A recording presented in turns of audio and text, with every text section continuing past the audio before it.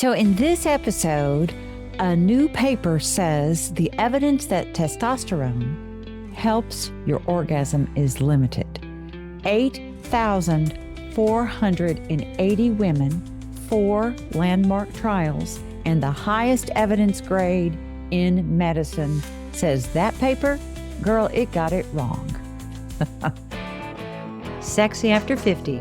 Improve sex and intimacy by healing your nervous system so you finally feel turned on and confident. So in this episode, you're going to hear the actual data, not just pretend stuff, the actual data from 4 studies showing testosterone improves desire, arousal, orgasm, and pleasure in women over 50. You're going to learn the difference between off-label and limited evidence and why one is a regulatory fact and the other is a quiet dismissal of your body. And third, you're going to understand why your body may still feel nothing until your nervous system decides that it's safe enough to feel again. So stay with me. I've got a lot packed into today. Thank you for being here with me at Sexy After 50. I am so glad that you're going to hang out and hear this stuff today. So I'm handing you receipts in this episode. Very important receipts. Girl, these are not opinions, not vibes, not my clinical hunch after 30 years in the room. Numbers. Because somewhere a paper landed in a journal and it used 2 words that travel fast through waiting rooms and get repeated to women exactly like you. Limited evidence. And every time those 2 words get repeated, get printed, a clinician somewhere gets permission to look a woman in the eye and tell her that what she's feeling in her own body, I'm sorry, but it's not backed by science. So today, we're going to look at what the science actually says. Then we're going to talk about the medicine, the part, sadly, that medicine still refuses to look at, which is the reason the science alone was never going to be enough for you anyway. So we're going to start with your root center. And as we look at chakra psychology, we look at, the root is our first chakra. It sits down around our spine, lower spine, our sits bones, on down to our tippy toes. And this governs a particular kind of safety that comes from a solid ground under your feet. Facts are ground. So I want to give you some really interesting facts. So in 2019, a research team at Monash University, led by Rekabul Islam and Susan Davis, published a systematic review and meta-analysis in the Lancet Diabetes and Endocrinology journal. And what they pulled together was 36 randomized controlled trials.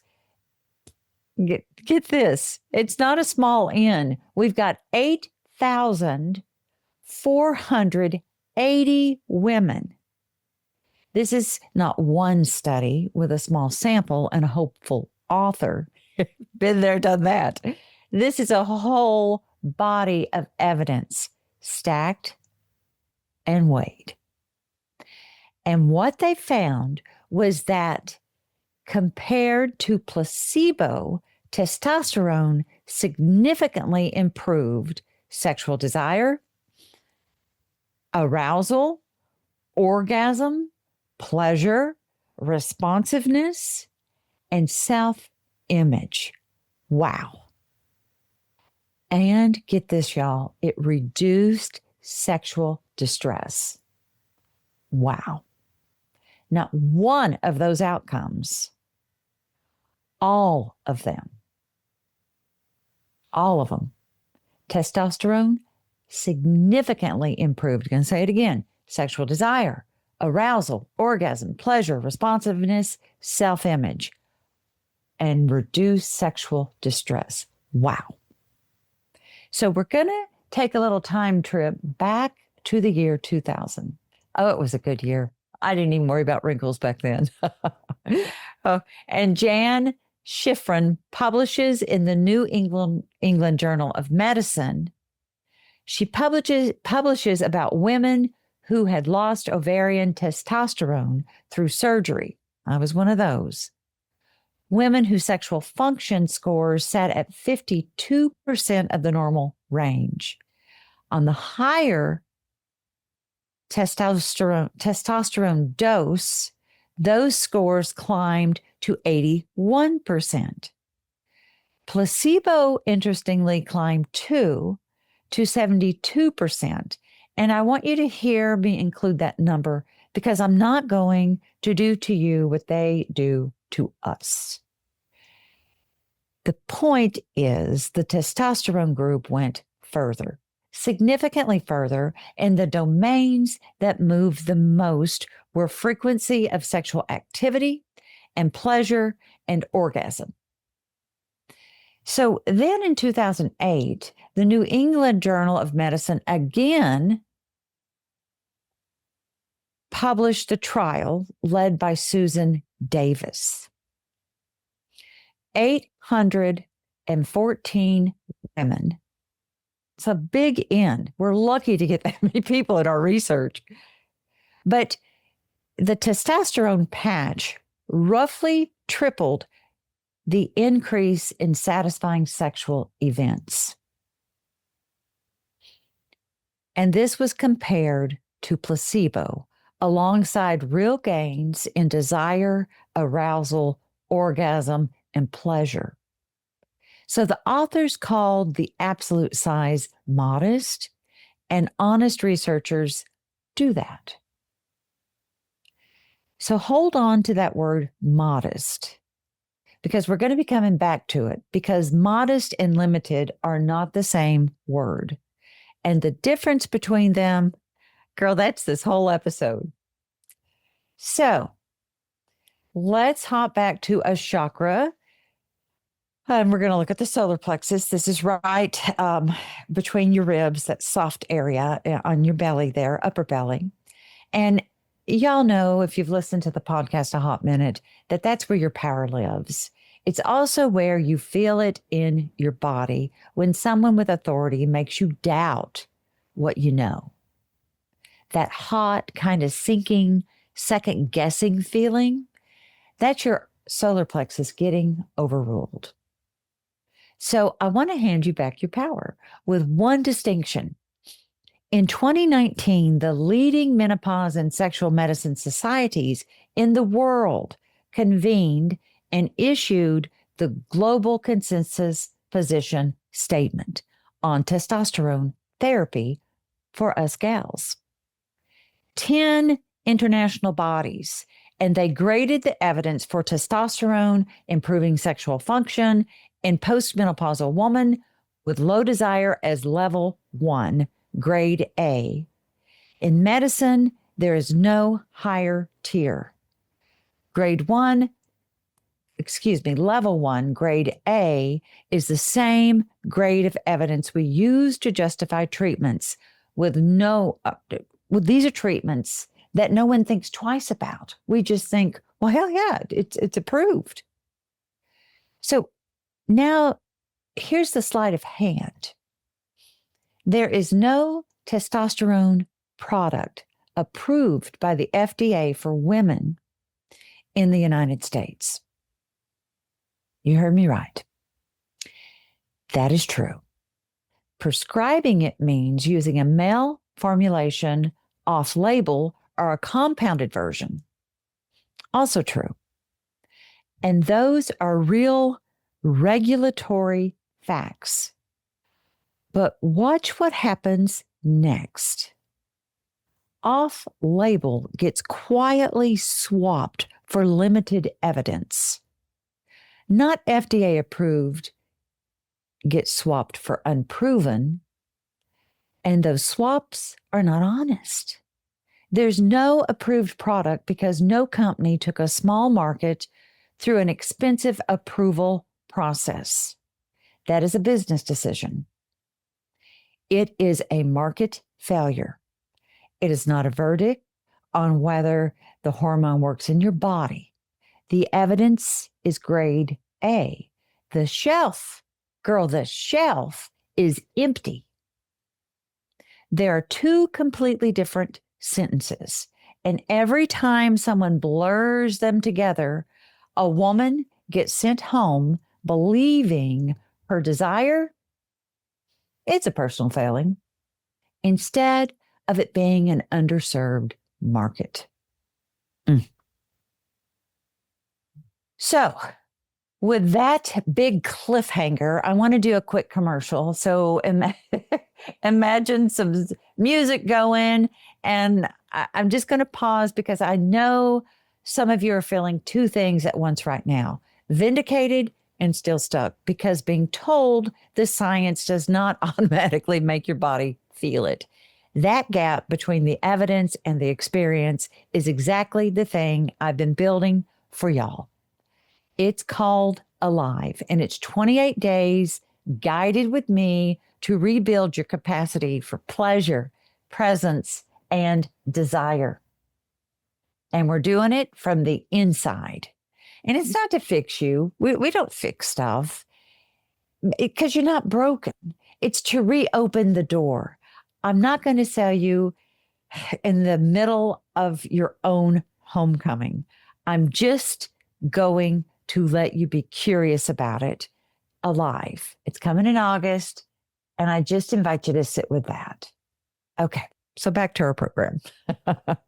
We're going to talk about our sacral center again. Well, not again. We haven't talked about it today. Sacral center, that's the chakra right above your root chakra, your lower belly. That's your pleasure center. If you've been with me a minute, you remember this. But it's about sensuality and desire and wanting and receiving.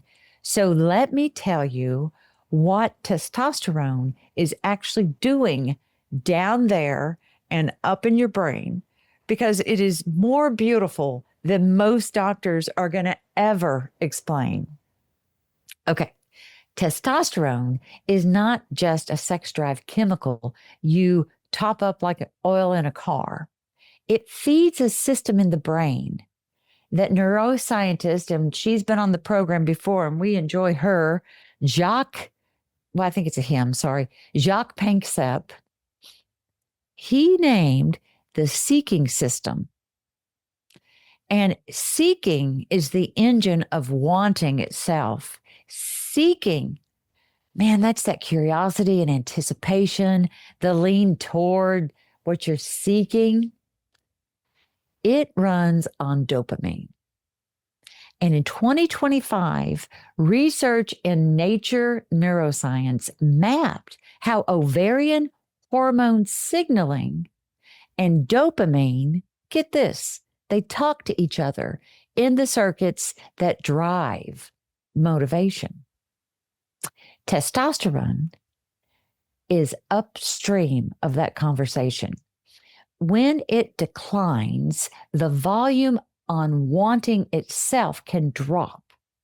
Not because you stopped loving your partner or wanting things, but because that anticipation engine has lost its fuel. And Cindy Metzen, who has spent a career studying the autonomic nervous system and female arousal, has shown that arousal in a woman's body is not only psychological, it is also physiological. Blood flow, sensation, the readiness of tissue. And testosterone supports that machinery too. So when the data shows arousal and orgasm improving, there is a real mechanism underneath it all. And it's not a placebo, and it's not wishful thinking. This is the body's pleasure hardware getting its power back. And here is where I turn, because I'd be lying to you if I stopped at hormones. It's so much more. They're important, but it's so much more. Your heart center, this is the center of our chakra centers that governs connection, and it also governs self-protection. And a body that has spent decades in self-protection has a wall up that no hormone is going to be able to climb. And here's the truth: medicine almost never says out loud. You can have perfect hormones and still feel nothing. Because arousal, the real kind, requires your nervous system to come out of protection mode first. Peter Levine's work in somatic experiencing shows how a body holds threat long after the threat is gone. And then Sarah Garfinkel and Hugo Critchley's research on interoception shows that whether you can even feel what is happening inside you depends on how safe your system is. And then Lori Brotto has run the trials proving that training a woman's attention back into her own body improves desire and arousal. No prescription needed. So put that together. I mean, that's a big deal. You've got testosterone setting the stage. Your nervous system decides whether the show goes on. If you're still living in caregiving and hypervigilance and the low hum of never quite being off duty, your body will keep the pleasure door shut, no matter what is circulating through your blood. And girl, that's not a libido problem. It is, say it with me, a capacity problem. And that right there is the second door medicine is not going to open for you. They dismissed the hormone. They never even knocked on the nervous system door. Okay, before I let you go, let me give you the practice that I call ground and receive. So if you're doing something, I invite you to maybe listen through a bookmark and come back, or stop and do this with me. All it takes is you putting both feet flat on the floor, and I need you to feel them. That is your root, reminding your system there is ground under you. And now you place one hand on your low belly over your sacral center, the place that receives, and place the other hand over your solar plexus, the place that gets to be believed. I need you to unclench that jaw, let your shoulders drop. Here, squeeze, drop. And take one slow breath in, a longer breath out. And let that long exhale send its quiet signal down the vagus nerve that you are safe in this exact moment. And you do that 5 times. And on that last breath, you ask your body one question. What would it feel like to be believed by my own body? Not by a doctor, by you. Because for a lot of women listening to this right now, this is the first time all day anyone has treated your pleasure like it was real. Start with you. Okay, here's what I need you to carry out of this episode.